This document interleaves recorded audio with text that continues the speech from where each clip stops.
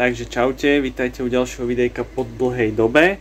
Jedná sa nám o to, že túto imprezu, ktorú máme tu, ideme dávať trošku dokopy a ideme prerábať aj interiér a aj zvonku sa budú robiť disky, ktoré už som robil. Tie som striekal. Vlastne striekal som ich z dôvodu, že som chcel vedieť, ako bude vyzerať tá antracitová farba na tom aute predtým, než ich dám opieskovať. A vyšlo to sprejom celkom dobre, čo som prekvapený. V dnešnom dieli sa budeme venovať hlavne tomu interiéru, ale okrem toho interiéru sa budú ešte teda meniť tie disky, tlmiče Tein, originál Tein znižovacie, tá druhá, tá vyššia rada, nie tá najnižšia, takže sú aj tuhostne aj výškovo staviteľné a budú sa dávať väčšie brzdy z Legacy 3-litrového, takže imprezka nám jazdne o dosť poskočí hore, lebo tie tlmiče, čo tam sú už úplne zničené a brzdy jednoducho nedostačujú ani tomu nižšiemu výkonu, čo to auto má. Takže máme tu 3 balíčky, ktoré prišli z Čiech.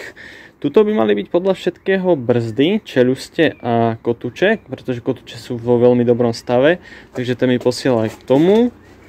A ďalej tu máme túto veľkú krabicu, kde by mal byť interiér. A z Česka by mi ešte malo prísť tlmiče, teda oni prídu z nejakého európskeho skladu toho Teinu, pretože tie Tein tlmiče, ktoré som objednal, už sa ťažko zháňajú. Už sa vraj asi prestali vyrábať, tak už sa len tak skladovo dajú zohnať a zohnal som číslo na pána, ktorý je vraj dealer Teinu. Takže tie by mali prísť o pár dní, možno týždeň. A čo vlastne ideme v interiéri riešiť? Takže, ja už som to tu komplet rozobral a idem vám vysvetliť, čo sa tu bude diať. Takže, idem meniť kompletne tieto spodné plasty, ktoré už tu nie sú, pretože tie, ktoré som tu mal, boli dosť zničené. Zapnem vám blesk. Boli, že poriadne zničené, boli veľmi doškrábané, obuchané a zohnal som nejaké z Čiech, ktoré by mali byť v lepšom stave, tak dúfam, že naozaj budú v lepšom stave. Ďalej tu mám panel kúrenia, ktorý som rozobral, pretože svieti na žlto a zvyšok auta svieti na zeleno. Takže zoháňam také gumené poťahy na tie žiarovky, že by to svietilo na zeleno.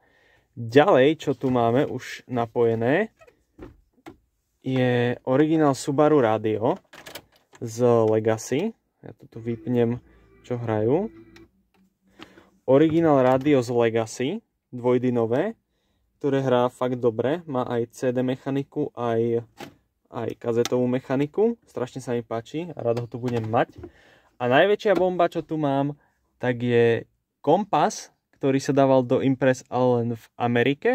Vidno, že to máme vo Fahrenheitoch, ale malo by to byť prestaviteľné na Celzia. Takže to už je tu všetko napojené, to som si dával napájať, pretože ja moc tieto káblovačky neviem. Takže toto už som tu nejako umiestnil, ešte tu budem toto asi nalepovať, pretože som tam nenašiel žiadne šrobiky, ktoré by sa dali upevniť. Tu sú nejaké otvory, ale tie nie sú na to. Takže v dnešnom dieli by som chcel poskladať tento celý spodok. Ešte potom vlastne tuto je odcerený kus, tu pôjde originál držiak na poháre, ktorý ja tu nemám, lebo toto auto bolo GL výbava, ktorá býva taká čierno-sivá, to je stredná výbava, ja si z toho vlastne robím GX s takými fičúrkami z americkej verzie, hej, že to bude také výbavovo zaujímavé. Tak preto je ten interiér už teraz čierny. Vlastne kedysi som o tom robil aj video, ako som preskladal celý ten interiér a ja už som to mal aj pozostrihávané, ale nejako sa mi to zmazalo. A dalo to dosť zabrať, keď som to strihal, tak ma to potom mrzelo. No a potom vlastne originál tu je jednodynový držiak, ten je tu, že vlastne tu je rádio, lenže my máme to dvojdynové a dvojdynové sa v Európe myslím nedávalo do Imprez, takže môj kamarát Ondro bol v Amerike cez leto a doniesol mi asi za $150 mi zohnal dvojdynový držiak, tak dúfam to nejako dopasujeme. Tu bol taký zobáčik zozadu, ktorý to pridržiaval, lenže ten bol krátky, pretože ten bol len to jednodyno, takže sme s kamarátom vyrobili taký homemade držiak, tak uvidíme, ako bude fungovať. No a vlastne tuto je vidieť, že sú tu nejaké tlačítka, polohy na tlačítka, takže tie nám zmiznú, keď tam bude ten dvojdynový. A chcel by som ten zväzok, už som trošku presunul sem. Sú tam teda 3 tlačítka. Je tam tlačítko ostrekov svetiel, potom tlačítko Bright, kto má Subaru, tak pozná. A tlačítko na sklápanie svetiel. Takže tlačítko Bright nebudeme absolútne zapájať, pretože to je len na stmavovanie alebo zjasňovanie týchto hodiniek podľa všetkého, pretože človek by povedal, že ja to mám len pokazené a malo by sa stmaviť celá palubovka, ale ešte u každého, koho som videl, tak to stmavilo vždy len hodinky. A vlastne chceme to obsadiť sem, tie dve tlačítka, takže na ostreky sem a na sklápanie svetiel sem, ale budeme to musieť asi trošku upraviť. Každopádne uvidíme. Takže mohli by sme začať už s tým. A vlastne ešte tu budem vyrezávať taký kus, pretože originál, ja som tam mal tie budíky a originál je to z jedného kusu a keď máte toto, tak je to akoby na dve časti rozdelené, na tento vrch, ale na tie ofuky. Takže to sa bude rezať a nejako sa sem dopasovávať. A tak, čaká nás veľa roboty a ja dúfam, že to bude stáť za to. Ideme začať rozbalením tohto najväčšieho balíčku, kde by mal byť ten interiér. Takže poďme na to. Vidím, že pán je skúsený posielač, keďže tu dal toto, aby to trošku pružilo. Vyzerá to, že toto je to, čo sme hľadali. Takže tu máme kastlík, teda tú časť pod vodičom. Tu je kastlík. A ešte tretia časť by mala byť niekde, ale tá bude asi v druhej krabici. Pán mi vlastne zabudol poslať tento stredový kus a on ho už predal medzi tým. Takže si musím vystačiť s mojím.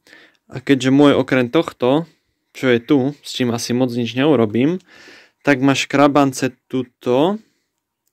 A tie sa pokúsim nahriať pištolou, že či zmiznú tie škrabance. Dôležité je, aby sa to nahrievalo opatrne, pretože keď dlho budete nahrievať, tak vám tak nechutne zleskne ten plast. Takže musíte nájsť taký ideálny čas, kedy to začne trošku miznúť a vtedy prestať.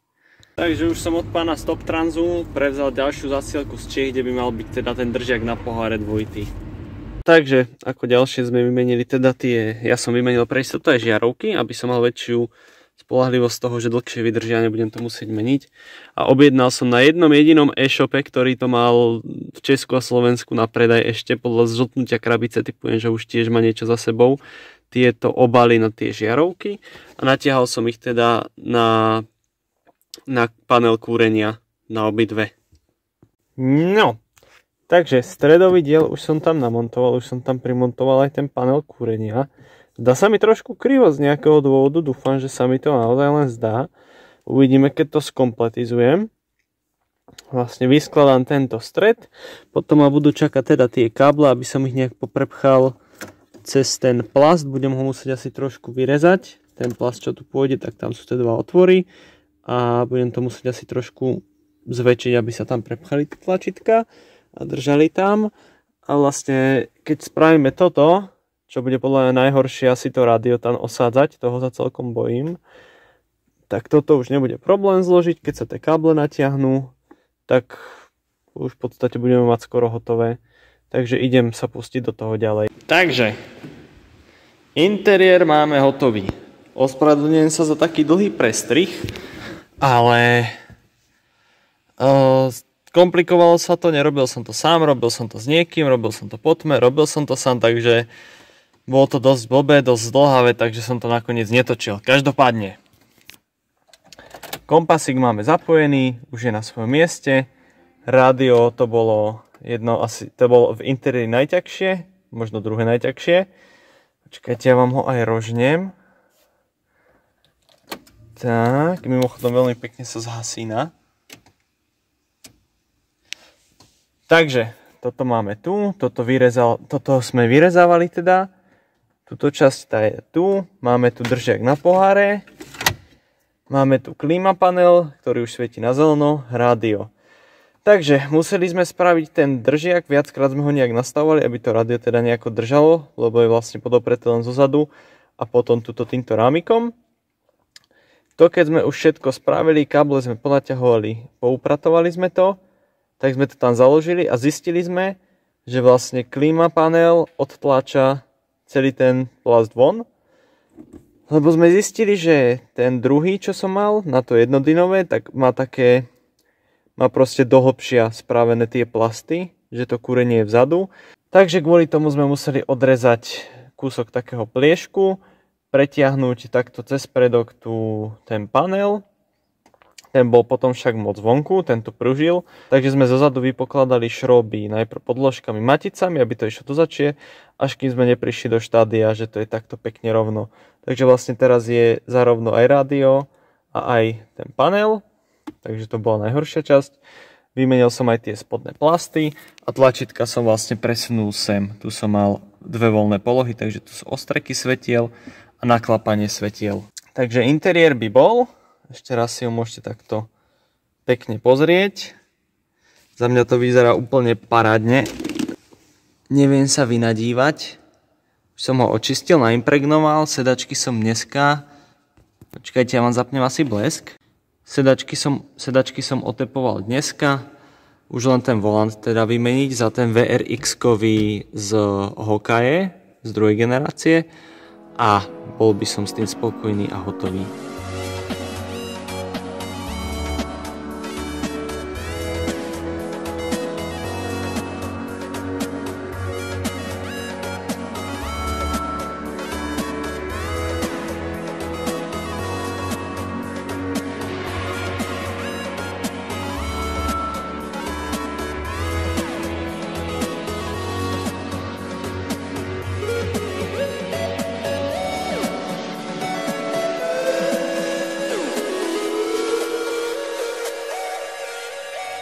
A to by bolo z tohto dielu všetko. V najbližšom dieli sa pozrieme už na samotnú montáž tých tlmičov a brzd.